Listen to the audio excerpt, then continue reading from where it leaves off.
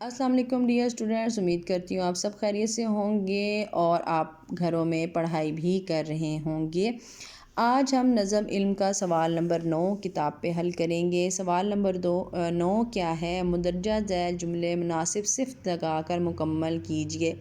اب صفت کیا ہوتی ہے؟ کسی بھی کی خوبی یا خامی، اچھائی یا برائی، وہ الفاظ جو کسی کی خوبی، خامی، اچھائی، برائی ظاہر کرے ان کو ہم اسم صفت کہتے ہیں۔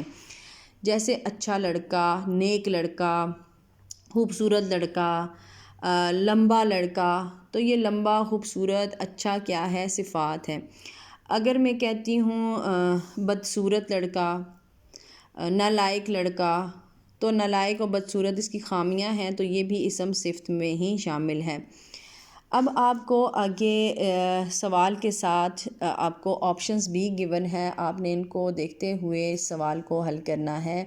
سوال نمبر 1 ہے، ہمارے ڈیش گھر کے سامنے ایک درخت ہے۔ آپ یہ خود حل کریں گے، آپ مجھے بتائیں کہ اس میں پرانے آنا چاہیے یا مشہور آنا چاہیے۔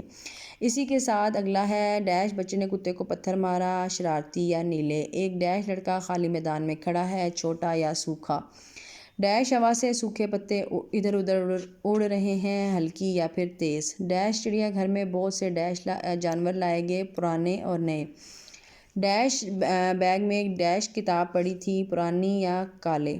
ڈیش آدمی ایک ڈیش بچے کے ساتھ جا رہا ہے، نیک یا پھر چھوٹے۔ تو یہ آپ کتاب پہ حل کریں گے۔ اس کے ساتھ آپ نے کتاب پہ سوال نمبر 11 حل کرنا ہے، نظم علم کا خلاصہ اپنے الفاظ میں تحریر کریں۔ خلاصہ کیا ہوتا ہے؟ کسی بھی سبق کا یا نظم کا تیسرا حصہ خلاصہ کہلاتا ہے، کہ 1/3 اس کو کہا جاتا ہے۔ تھرڈ حصہ جو 3 حصوں میں اگر ہم اس نظم کو تقسیم کریں تو تیسرا حصہ جو ہوگا وہ اس کا خلاصہ کہلاتا ہے۔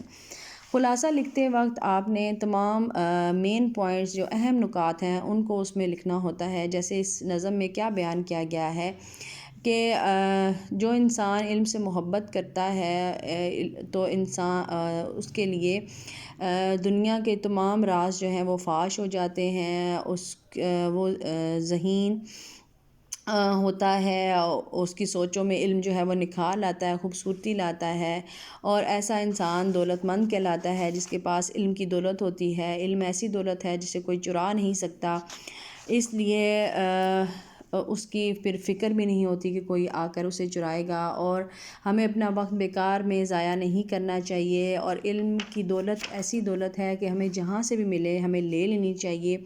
تو ان امپورٹنٹ پوائنٹس کو آپ خلاصے کی صورت میں لکھیں گے، اور آپ نے خلاصہ کم از کم 5 سے 6 لائنوں کا، اس سے زیادہ نہیں لکھنا، کیونکہ یہ نظم ہے تو نظم کا خلاصہ بہت زیادہ لمبا نہیں ہوتا۔ آپ کو یہاں لائنیں بھی جو ہیں اس اکارڈنگلی خلاصے کے گیون ہے، 7 لائنز گیون ہے۔ اٹس مین کہ آپ نے 7 لائن سے زیادہ کا خلاصہ تحریر نہیں کرنا۔ تو آپ یہ کام بھی خود کریں گے۔ اگر آپ کو کسی بھی قسم کی کوئی پریشانی ہو تو آپ مجھ سے پوچھ سکتے ہیں۔ انشاءاللہ ہم نیکسٹ چیپٹر کی جو پڑھائی ہے وہ نیکسٹ کلاس میں کریں گے۔ تب تک کے لیے اللہ حافظ۔